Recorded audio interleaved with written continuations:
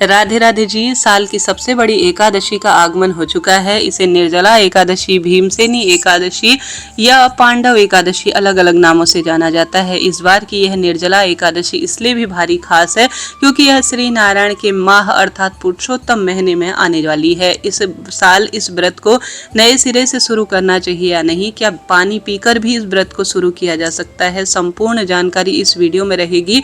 आप अंत तक बने रहे। व्रत खोलने का क्या समय है यह भी इसी वीडियो में आप जानेंगे, तो सुनिएगा और अंत तक बने रहिएगा। अति श्रेष्ठ उत्तम जानकारी आपको इस वीडियो में प्राप्त होने वाली है।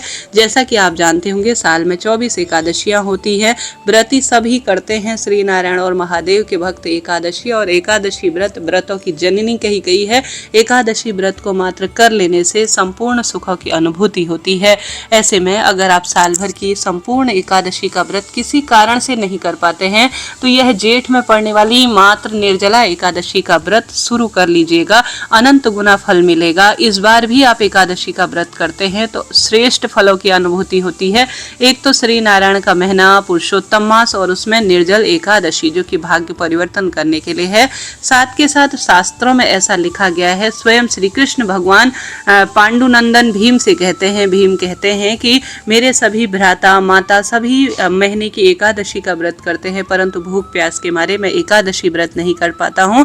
तब श्री कृष्ण भगवान कहते हैं कि मात्र निर्जला एकादशी व्रत कर लेने मात्र से साल की 24 एकादशियों का तत्काल ही फल मिल जाता है। इसलिए इसे भीमसेन एकादशी, पांडव एकादशी या निर्जला एकादशी अलग अलग नामों से जाना जाता है। निश्चित रूप से अगर आपने कभी भी एकादशी का व्रत नहीं किया है तो पुरुषोत्तम मास में सर्वश्रेष्ठ, क्योंकि प्रभु कृपा प्राप्त करने का साल भर में आने वाला एक महाव्रत है। निश्चित रूप से आप व्रत कर सकते हैं, कोई दोष नहीं, कोई दिक्कत की बात नहीं है। अब प्रश्न आता है सर्वश्रेष्ठ एकादशी कब है। देखिए, एकादशी से एक दिन पहले आप जब व्रत करेंगे तो दशमी तिथि पर तामसिक चीजों का प्रयोग न करते हुए रात्रि को सात्विक चीज का प्रयोग करते हुए एक दिन पहले ही बाल धो लीजिए, नाखून काट लीजिए, क्योंकि एक महाव्रत को आप एक तपस्या को करने जा रहे हैं, एक महातप यज्ञ और सबसे बड़ा अनुष्ठान करने जा रहे हैं। तो नहाए खाए का कार्यक्रम एक दिन पहले कर लीजिए, अर्थात दशमी को आप बाल धो लीजिए, नाखून काट लीजिए और अच्छी तरह से जो भी आपको भोजन है वह सुपाच्य रूप में ग्रहण करना होगा।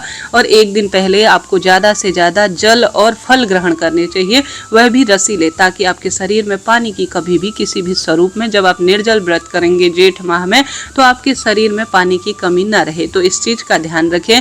अब आप सभी को तुलसी पत्र भी एक दिन पहले तोड़ लेने चाहिए, क्योंकि एकादशी पूजा में तुलसी पत्र नहीं तोड़े जाते, तुलसी में जल भी नहीं चढ़ाया जाता। मात्र तुलसी में आप दीपदान करें और परिक्रमा पूजा कर सकते हैं, कोई दिक्कत की बात नहीं। इस बात का ध्यान रखें।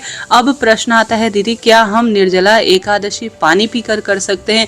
देखिए, जो गर्भवती महिला है, वृद्धजन है और जिनके स्वास्थ्य संबंधी परेशानी है या जिनसे कोई ना कोई दिक्कत हो जाती है, नहीं रहा जाता, तो निश्चित रूप से निर्जला एकादशी का व्रत आप जल पीकर भी कर सकते हैं, कोई दिक्कत की बात नहीं है। भले ही थोड़ा फल कम मिलेगा, परंतु फल तो मिलेगा ही। एकादशी को अगर आप सामान्य रूप से भी व्रत कर सकते हैं, जैसे फल खाकर जल पीकर भी निर्जला एकादशी का व्रत बिल्कुल किया जा सकता है। भले ही परिपूर्ण फल नहीं मिलेगा, परंतु आधे से अधिक फल तो आपको मिलना निश्चित है। तो बिल्कुल चिंता टेंशन ना करें, निश्चित रूप से जल और फल खाकर आप व्रत को कर सकते हैं। यथाशक्ति तथा भक्ति, जैसे शरीर में शक्ति है उसी अनुसार भक्ति की जाए, तभी फल मिलता है। इस बार 2026 में आप जानते होंगे, जेठ का महीना अधिक मास लगने के कारण पूरे 2 महीने का रहने वाला है। जेठ मास शुरू हो गया है 2 मई से और यह 29 जून तक रहेगा। और इसमें जो अधिक मास लगने जा रहा है वह 17 मई से शुरू होगा और 15 जून 2026 तक रहेगा। इसी बीच में आएगी संपूर्ण श्रेष्ठ एकादशी और दूसरा जेठ का महीना 1 जून 2026 से शुरू होगा और 29 जून 2026 तक यह रहने वाला है। तो अधिक मास के बीच में ही निर्जला एकादशी का महाव्रत किया जाएगा। जल्दी उठकर सूर्य भगवान को जल चढ़ाएं, तुलसी माता में दीपदान कर द्वार पर जल का छिड़काव कर द्वार पर दीपक लगाएं, गंगा जल और तुलसी की लकड़ी को नहाने के पानी में डालकर ओम नमो भगवते वासुदेवाय, हर हर गंगे नमामि गंगे कहते हुए स्नान करें। प्रभु जी का चिंतन करते हुए सरल तरीके से अपने घर के मंदिर में पूजन इत्यादि के कार्य को करें। महादेव की भक्ति में अपना मन लगाएं, निरंतर भगवान जी का ध्यान करें। कृष्णाय वासुदेवाय हरे परमात्मने प्रणतः क्लेशनाशाय गोविंदाय नमो नमः। यह श्री कृष्ण गोविंद हरे मुरारी हे नाथ नारायण वासुदेवाय, इन महामंत्रों का ज्यादा से ज्यादा जप करें और प्रभु जी का चिंतन करते हुए निश्चित रूप से आप एकादशी व्रत को परिपूर्ण करके प्रार्थना करें कि हे प्रभु जी, इस एकादशी का फल मेरे पितरों को मिले, मुझे प्राप्त हो और मेरे परिवार के सदस्यों का उद्धार हो। ऐसी प्रार्थना करते हुए आप संकल्प लेकर या सामान्य हाथ जोड़कर पूजा इत्यादि दीप दान कर भोग प्रसाद लगाकर प्रभु जी से प्रार्थना करें। फिर आप चाहें तो जल के साथ या फल के साथ व्रत कर सकते हैं, नहीं तो निर्जल रहते हैं तो यह तो महातपस्वियों का महाफल है। आप सौभाग्यशाली हैं। अगर आपके मन में ऐसी बात है कि मैं निर्जल एकादशी का व्रत इस साल निर्जल करूंगा तो आप निश्चित रूप से कर सकते हैं। 2026 में पंचांग के अनुसार ज्येष्ठ माह के शुक्ल पक्ष की एकादशी तिथि का आरंभ होगा 24 जून की शाम 6:12 और इस तिथि का समापन होगा 25 जून की रात 8:09। ऐसे में उदया तिथि के अनुसार इस साल 2026 में निर्जला एकादशी का व्रत 25 जून 2026 को रखा जाएगा। निर्जला एकादशी व्रत 25 जून को रखा जाएगा तो 26 जून को व्रत को खोलना ठीक रहेगा। इस साल 26 जून को व्रत खोलने का जो समय रहने वाला है वह कोई चिंता टेंशन की बात नहीं है। सुबह ही है 6:03 से 8:52 के आसपास निर्जला एकादशी का व्रत बड़े प्रेम पूर्वक हम खोल लेंगे। तो इस तरह से यह जानकारी थी सुंदर रूप में। इस साल जो करने योग्य व्यक्ति है, जिनसे हो पाता है, वह जरूर से निर्जला एकादशी का व्रत करें।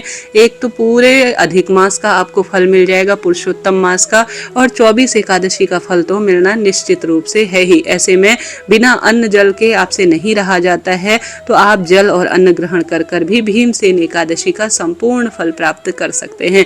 कोशिश तो करें। मैं यहाँ पर यही कहूंगी कि आप अन्न और जल बिना व्रत को करते हैं तो और अधिक शुभ और श्रेष्ठता इससे कही जाती है। मन में जैसा सोचेंगे प्रभु जी वैसा प्रदान करेंगे। तो निश्चित रूप से आप कर सकते हैं। तो निर्जल निराहार ही रहें। रात्रि जागरण का विधान है। प्रभु चिंतन भजन करें। इस दिन अमृत कलश अर्थात जल से भरा हुआ कलश, जिसमें तुलसी पत्र आपको रखना है, जल से उसे भरना है।